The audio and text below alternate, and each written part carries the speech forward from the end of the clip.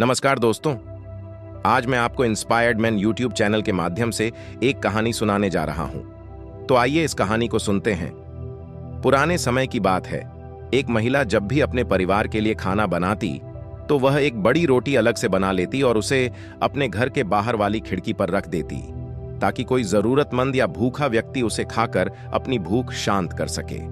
एक बूढ़ा फकीर रोज दोपहर को उस घर के बाहर से गुजरता और उस रोटी को खिड़की से उठा लेता और रोटी लेकर यह कहता हुआ आगे बढ़ जाता कि आप जो बुरा करते हैं वह आपके साथ रहता है, आप जो अच्छा करते हैं वह आपके पास वापस आता है। यह सिलसिला काफी लंबे समय तक चलता रहा।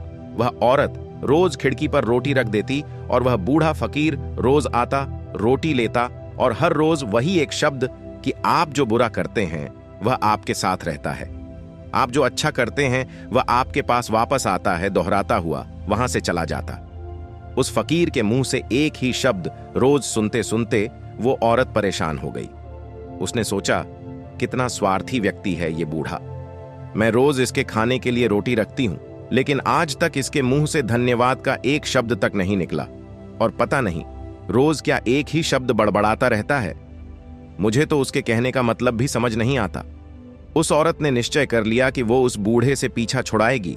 इसके लिए उसने एक तरकीब सोची। उसने अगले दिन उस बूढ़े की रोटी में जहर मिला दिया।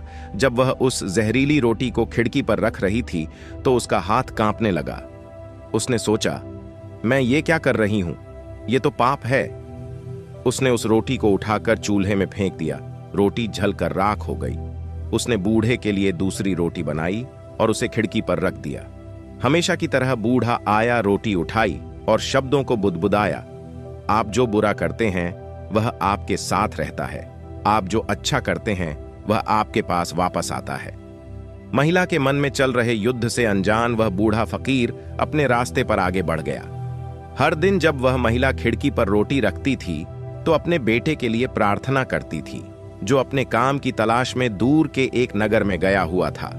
कई महीने गुजर गए थे, लेकिन उसे अपने बेटे की कोई खबर नहीं मिली थी। वह रोज उसकी सुरक्षित वापसी के लिए प्रार्थना किया करती थी। उस शाम उसके दरवाजे पर दस्तक हुई।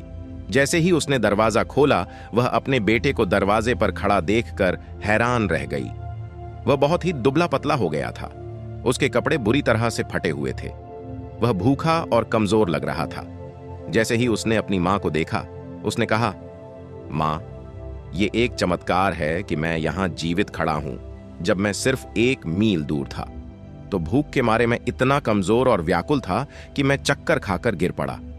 मेरे अंदर एक कदम चलने की भी हिम्मत नहीं थी। मैं मर जाता, लेकिन तभी एक बूढ़ा फकीर वहां से गुजरा। मैंने उससे एक निवाला खाने के लिए मांगा, लेकिन उसने मुझे एक पूरी रोटी दे दी। उसने कहा, मैं हर रोज सिर्फ यही एक रोटी खाता हूं, लेकिन आज मैं ये तुझे दूंगा क्योंकि तेरी जरूरत मुझसे बड़ी है। मां ने पूछा, कौन था? वह बूढ़ा बेटे ने कहा, मुझे ये तो नहीं पता कि वह कौन था, लेकिन जब वह रोटी देकर जाने लगा तो बुदबुदा रहा था कि आप जो बुरा करते हैं वह आपके साथ रहता है, आप जो अच्छा करते हैं वह आपके पास वापस आता है। ये शब्द सुनते ही मां का चेहरा पीला पड़ गया। वह सदमे में आकर दीवार से सट गई। उसे वह जहरीली रोटी याद आई जो उसने आज सुबह बनाई थी।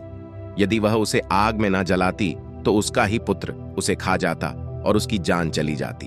अब जाकर उसे उस बूढ़े फकीर की बात समझ आई कि आप जो बुरा करते हैं वह आपके साथ रहता है, आप जो अच्छा करते हैं वह आपके पास वापस आता है।